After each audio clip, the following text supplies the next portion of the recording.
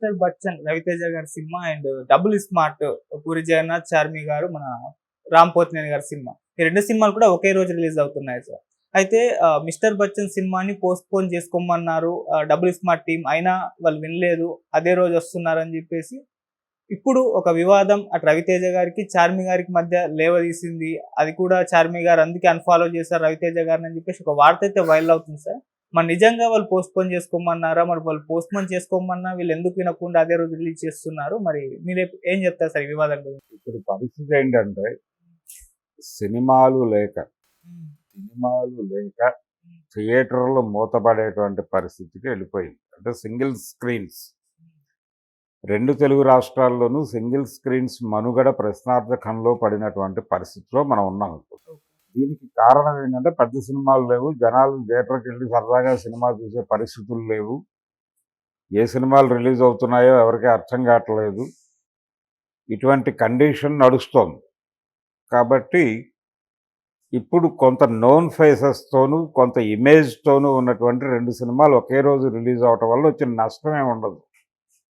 అవసరం దీన్ని దృష్టిలో పెట్టుకుని వాళ్ళు మిస్టర్ బచ్చన్ని షిఫ్ట్ చేయదలుచుకోవాలి. ఆ కారణం ఏంటంటే సెలవులు ఉన్నాయి ఆ 3 రోజులు, ఆ 3-4 డేస్, ఒక లాంగ్ వీకెండ్ కలిసి వస్తుంది.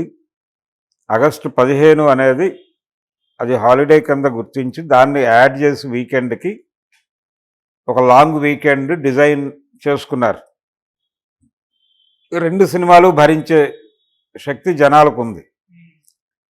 ఇది కొత్త ఏం కాదు.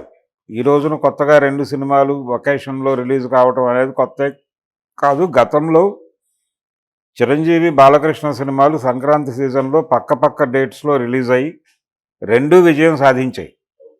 వీరసింహారెడ్డి ఎక్కువ డబ్బులే చేసింది కంపారిటివ్గా, ఆయనకున్న మార్కెట్ రేంజ్కి అది 1 పైసా ఎక్కువే సంపాదించింది. వాల్తేరు వీరయ్య కూడా ఎక్కువే డబ్బులు సంపాదించింది. ఈ రెండిటికి పెద్ద తేడా ఏం లేదు. కాకపోతే ఒక ఎడ్జ్ వాల్తేరు వీరయ్యకు వచ్చింది అప్పుడు. కారణం కొంచెం ఎంటర్టైన్మెంట్ డోస్ ఎక్కువ ఉంది కాబట్టి అది వర్కౌట్ అయింది అక్కడ. సో 2 సినిమాలలో ఒకటి నష్టపోయి ఒకటి గెలవలేదు కదా. 2 పక్క థియేటర్లో అది చూసిన జనాలు ఇది చూశారు, ఇది చూసిన జనాలు అది చూశారు. ఇప్పుడు కూడా అదే జరుగుతుంది. డబుల్ స్మార్ట్కి ఒక ఇమేజ్ ఉంది, దానికి ఒక సక్సెస్ సినిమా ఉంది, దాని తాలూకా నెక్స్ట్ ఎలా ఉండబోతోంది అనేటువంటి ఒక క్యూరియాసిటీ మీద గేమ్ ఆడుతున్నారు. సో ఆ క్యూరియాసిటీ ఉన్న జనాలు ఆ సినిమా చూస్తారు సరదాగా. చూసి ఇది బాగుంది కాబట్టి మిస్టర్ బచ్చన్ చూడకూడదు అని అనుకోరు, అది చూస్తారు. ఇది ఇండస్ట్రీ ప్రారంభమైన రోజు నుంచే ఉన్నటువంటి వ్యవహారం. ఆడియన్స్ 4 సినిమాలు రిలీజ్ అయినప్పుడు కూడా, 5 సినిమాలు 6 సినిమాలు రిలీజ్ అయినప్పుడు 4 సినిమాలని 3 సినిమాలని విజయవంతం చేసినటువంటి సందర్భాలు కూడా ఉన్నాయి. జనాలకి గుర్తుండేదైతే ఇండస్ట్రీ పీపుల్కి తెలుసు, 1980 సంక్రాంతికి అందరు హీరోల సినిమాలు రిలీజ్ అయినాయి. 6 సినిమాలు రిలీజ్ అయినాయి. కృష్ణ, శోభన్ బాబు, కృష్ణంరాజు, అక్కినేని నాగేశ్వరరావు, ఎన్టీ రామారావు 5 సినిమాలు విడుదలైనాయి. ఇవి కాకుండా 2-3 చిన్న సినిమాలు, మురళీమోహన్, చంద్రమోహన్ వీళ్ళ సినిమాలు కూడా రిలీజ్ అయిపోయినాయి. రిలీజ్ అయిపోతే జనాలు 3 సినిమాలకు పట్టం కట్టారు. సోమెత్తిన సత్యం అనే కృష్ణరాజు గారి సినిమా సద్దినోత్సవాలు జరుపుకుంది అప్పుడే. చాలంజీ రాముడు అనే రామారావు గారి సినిమాకి రికార్డు స్థాయిలో వసూళ్లు వచ్చినాయి. అక్కినేని నాగేశ్వరరావు గారి 7 మేడ సద్దినోత్సవ సినిమాగా నిలబడింది. కృష్ణ గారు, రాఘవేంద్రరావు కాంబినేషన్లో వచ్చిన భలే కృష్ణుడు బాలేదు కాబట్టి జనం రిజెక్ట్ చేశారు. దానికి కూడా ఓపెనింగ్స్ బాగానే వచ్చినాయి, డబ్బులు వచ్చేసినాయి, నష్టపోలేదు. కాకపోతే ఆ స్థాయి విజయం రాలా. ఛాలెంజ్ రాముడు ఓపెనింగ్స్ విపరీతంగా రాబట్టుకుంది, రన్ రాలేదు దానికి. మొదటి వారం రోజులు కుమ్మేసింది, అది తర్వాత పడుకుంది. రన్ విషయంలో 7 మేడ నిలబడింది. శివమెత్తిన సత్యం నిలబడింది. కృష్ణరాజు కంపారిటివ్గా వీళ్లతో పోలిస్తే 5వ హీరోనే ఆయన. శోభన్ బాబు గారి సినిమా కూడా నిలబడలేదు. కాబట్టి 4 సినిమాలను పోషించినటువంటి సందర్భం, అంటే పండక్క కెపాసిటీ ఉంటుంది. పండగ అంటే ఏమీ లేదు, సెలవ అంతే. అంతకు మించి దానికి వేరే ప్రత్యేకతలు ఏం లేవు. ఇక్కడ కూడా ఆగస్టు 15 అనేది ఒక సెలవ. అది వీకెండ్కి కలిసి ఉంది కాబట్టి సినిమాలు చూస్తారు జనాలు. నువ్వు నువ్వు వెనకడుగు వేయి, కంపారిజన్ రావటం వలన ఇంకో బెనిఫిట్ ఉంటుంది, ఎడ్జ్ వచ్చేటువంటి అవకాశం ఉంటుంది. దాన్ని వదులుకోవటం, పోటీలో నిలబడాలి అనుకోవాలి. పోటీ తత్వము, మార్కెట్ ఎకానమీలో పోటీ ఉండాలి. ఆ పోటీని రిజెక్ట్ చేయటం అనేది కరెక్ట్ కాదు.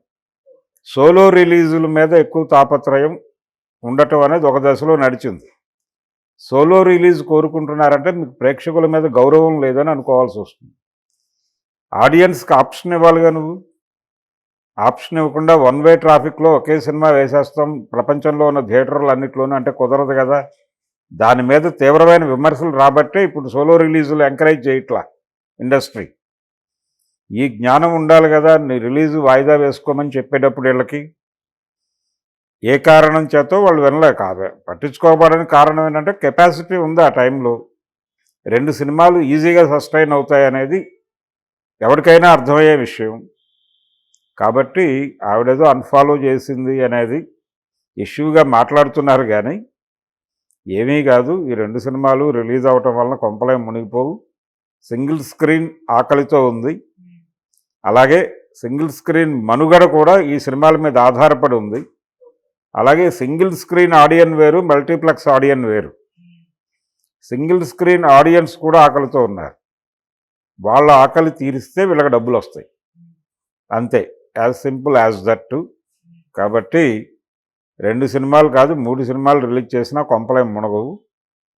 అనవసరమైన ఆందోళన, లైగర్ తాలూకా డిజాస్టర్ చూసినటువంటి కళ్ళతో ప్రపంచాన్ని చూడటం మానేస్తే అప్పుడు ప్రపంచం ప్రాపర్గా అర్థమవుతుంది. ఇది పూరి జగన్నాథ్కి ఆ జ్ఞానం ఉంది కాబట్టి అక్కడ మాట్లాడట్లేదు.